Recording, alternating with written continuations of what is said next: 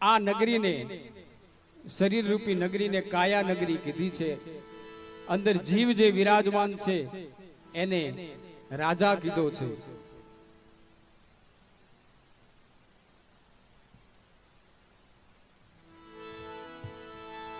તો જ્યારે આ જીવ કાયાને છોડીને જાય છે એટલે કાયા વિલાપ કરે છે. પુરુષોત્તમદાસ વંથળ વાળે સરસ મજાનું એક રૂપક લખ્યું છે. ભરતભાઈ વડિયા આવો ને ઉપર સ્ટેજ ઉપર આવો ને બાપા.